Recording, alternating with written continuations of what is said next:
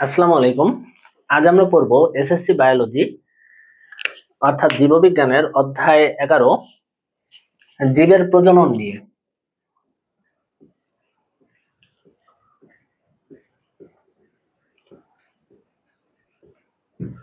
প্রজনন শব্দের ইংরেজি কি? প্রজনন শব্দের ইংরেজি হচ্ছে রিপ্রোডাকশন।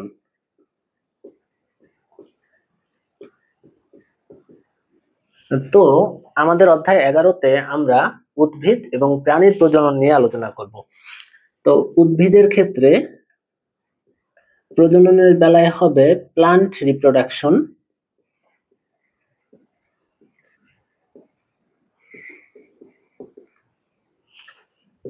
এবং প্রাণীর বেলায় প্রজননের ক্ষেত্রে হবে অ্যানিম্যাল রিপ্রোডাকশন।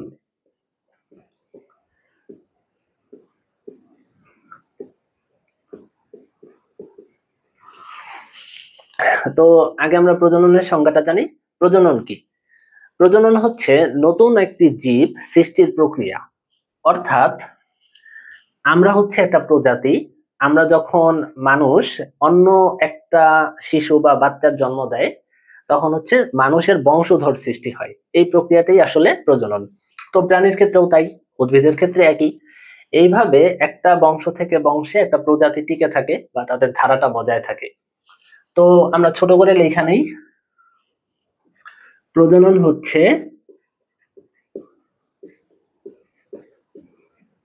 নতুন জীব সৃষ্টির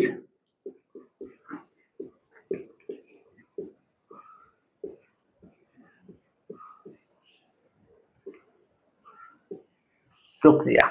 আচ্ছা, তাইলে একটি প্রজাতি থেকে ওই প্রজাতি সৃষ্টির প্রক্রিয়াটাই প্রজনন। মূলত আমরা এনিম্যাল রিপ্রোডাকশনের মধ্যে হিউম্যান রিপ্রোডাকশনটা পড়ব, মানে মানুষের প্রজনন সম্পর্কে। আর প্লান্ট রিপ্রোডাকশনের মধ্যে সাধারণত সপুষ্পক উদ্ভিদগুলা, মানে যে উদ্ভিদগুলার ফুল হয় সেই উদ্ভিদগুলার প্রজনন নিয়ে আলোচনা করব। তো প্রজনন কিভাবে কিভাবে হইতে পারে উদ্ভিদের, সেটা আমরা একটু দেখি। বেসিক্যালি উদ্ভিদের প্রজনন দুই ভাবে হয়, একটা হচ্ছে যৌন আর একটা হচ্ছে অযৌন। তো যৌন প্রজননের ক্ষেত্রে, আচ্ছা ইংরেজিতে একটু লেখা নেই, এটা হচ্ছে সেক্সুয়াল রিপ্রোডাকশন,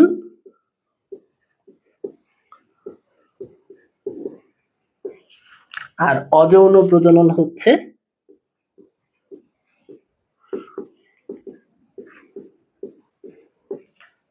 অ্যাসেক্সুয়াল রিপ্রোডাকশন। তো যৌন প্রজননটা কিভাবে ঘটে? যৌন প্রজননটা উদ্ভিদের ফুলের মাধ্যমে হয়। তার মানে যৌন প্রজনন হইতে পারে উদ্ভিদের ফুলের মাধ্যমে। আচ্ছা, ফুল কি? ফুল হচ্ছে উদ্ভিদের রূপান্তরিত বিটপকেই ফুল বলে। তো বিটপ কি জিনিস? বিটপ হচ্ছে উদ্ভিদের দেহের মাটির উপরের অংশ যা থাকে সেটা হচ্ছে বিটপ।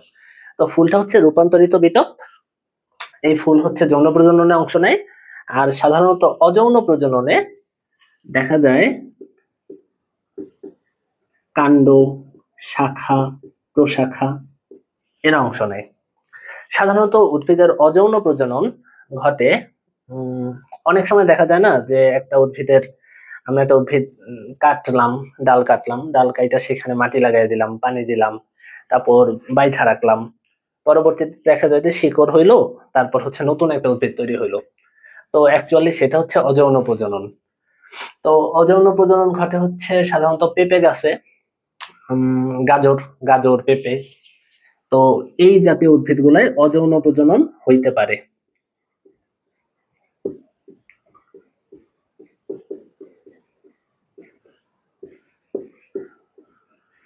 তো গাজর বা পেঁপে জাতীয় উদ্ভিদে অযৌন প্রজনন হইতে পারে।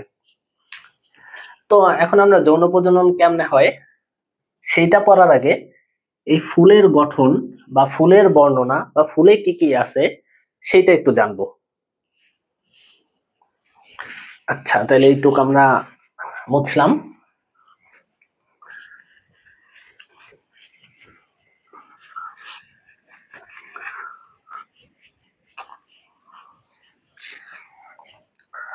চলো তাহলে আমরা একটা ফুল আঁকি। আচ্ছা, আমরা যেরকম ফুল আঁকি সাধারণত, ধরো উম, সেই রকম ফুল আমরা এখানে আঁকবো না। ধরো এটা একটা গোলাপ।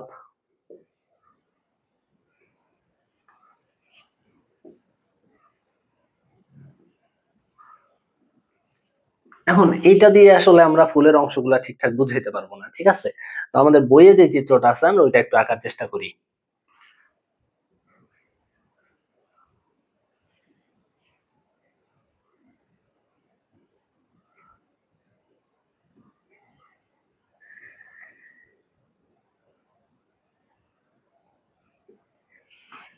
আচ্ছা, আমরা এরকম একটা গঠন আঁকলাম।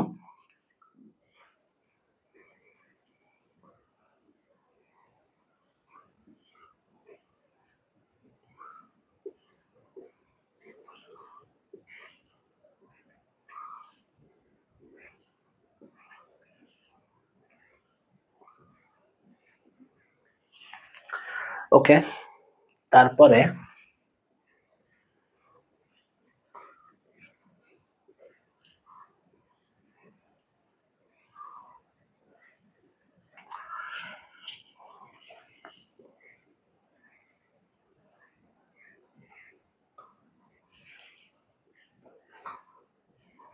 আশা করি তোমরা আমার থেকে আরো ভালো আঁকতে পারবা। তো আমি আমার মতো আর কি আঁকলাম। তো এইখানে এটা হচ্ছে একটা ফুল। এই ফুলে কি কি অংশ আছে সেটা আমরা এখন পড়বো। সাধারণত একটা ফুলে 5টি অংশ থাকে। তো আমরা ফুলের 5টা অংশ একে একে পড়বো।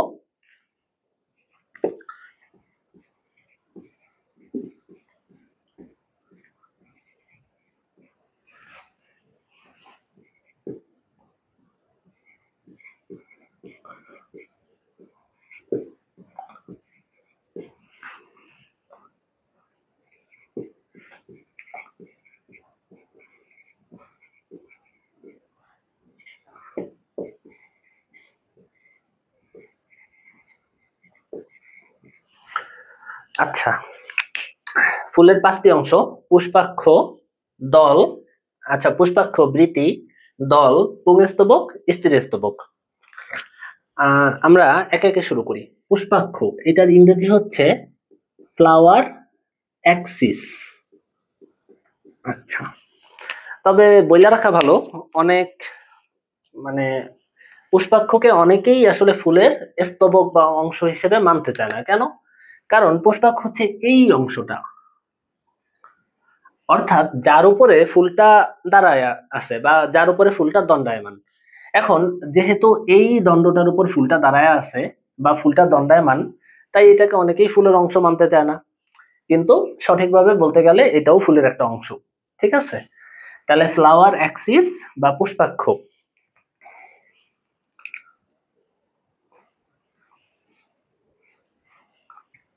আচ্ছা, অ্যাক্সিস মানে কি? অ্যাক্সিস মানে কেন্দ্র। ঠিক আছে, তাইলে আমরা বলতে পারি এটা একটা ফুলের কেন্দ্র, যেইখানে ফুলের সবগুলা অংশ থাকবে। তার মানে এই পুষ্পাক্ষয়ে বা ফ্লাওয়ার অ্যাক্সিসে ফুলের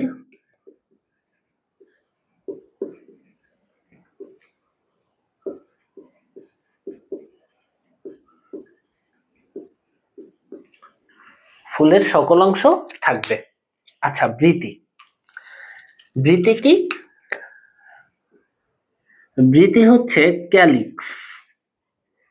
আচ্ছা, ক্যালিক্স। তো বৃতিটা আমরা চিহ্নিত করব এইখানে।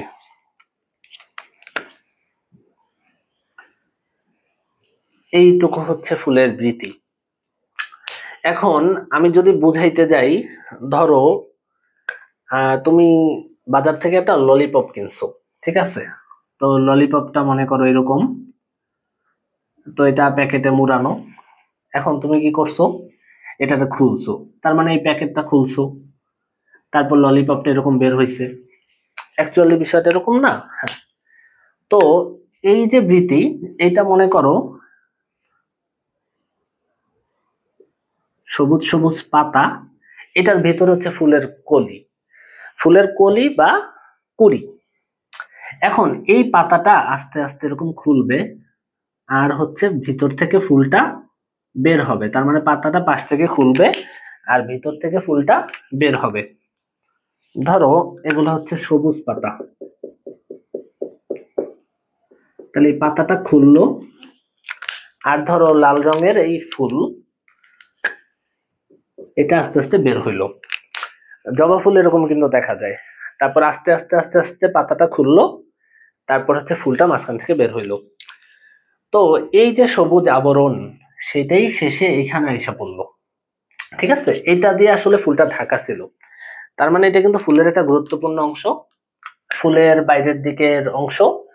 এবং যেহেতু এটার উপরে পুরা ফুলটা দণ্ডায়মান থাকে, আসলে পুরা ফুলের ভর থাকে পুষ্পাক্ষের উপর, কিন্তু এই যে আমার বীতি থাকে, এই বীতি ফুলের খুবই অবিচ্ছেদ্য একটা অংশ। কারণ ফুলকে সে রক্ষা করে, বা ফুলের কুড়ি বা মুকুলকে রক্ষা করে।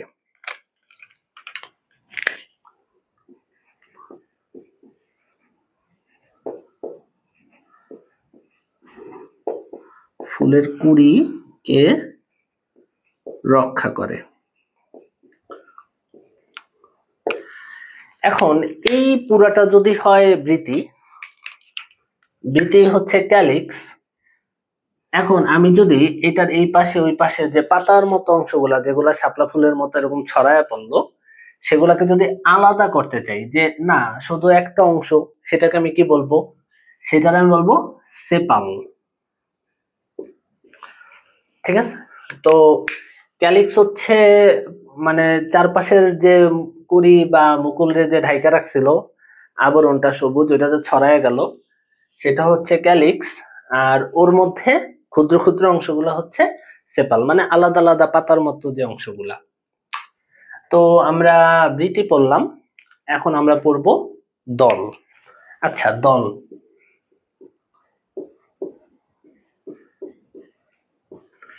দলের ইংরেজি কি? করলা। আচ্ছা, এটা খাওয়ার করলা না। আচ্ছা, দলের ইংরেজি হচ্ছে করলা। আর এইটা অ্যাকচুয়ালি ফুলের পাপড়ি গুলাকে বোঝায়। এখন একটা ফুলের, যদি আমি এই ফুলটার কথা চিন্তা করি, যে একটা গোলাপ ফুল সুন্দর, তো এই গোলাপ ফুলের যত পাপড়ি আছে সবগুলার একসাথে আমরা কি বলতে পারি? দল বলতে পারি, বা দল মন্ডল বলতে পারি। ঠিক আছে, এখন আমার মন চাইলো যে আমি গোলাপের একটা পাপড়ি ছিললাম, ধরি এটা হচ্ছে গোলাপের একটা পাপড়ি। তো এই যে লাল একটা গোলাপের পাপড়ি, এইটাকে আমি পাপড়ি বলতে পারি,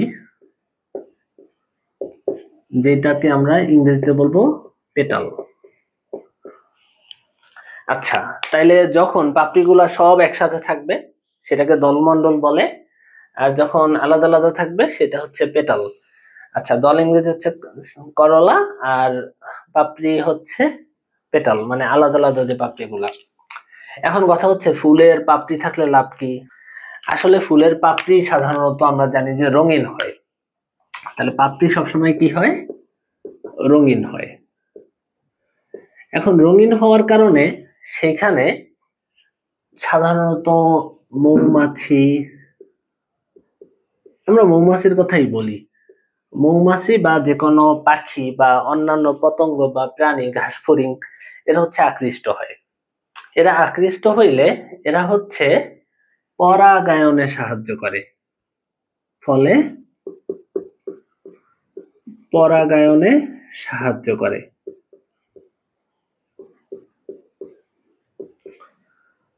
অ্যাকচুয়ালি পরাগায়ন না হইলে অধিকাংশ ফুলে প্রজননই সম্ভব হইতো না। তো পরাগায়ন সম্পর্কে আমরা চ্যাপ্টারের মাঝামাঝি পড়বো।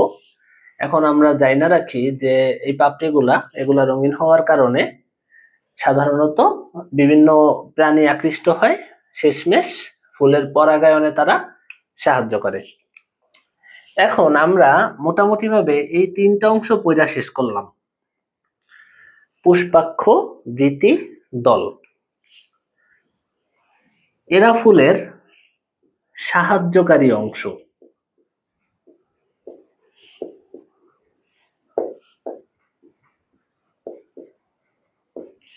কিন্তু 4 নাম্বার আর 5 নাম্বার এরা হচ্ছে ফুলের অত্যাবশ্যকীয় অংশ।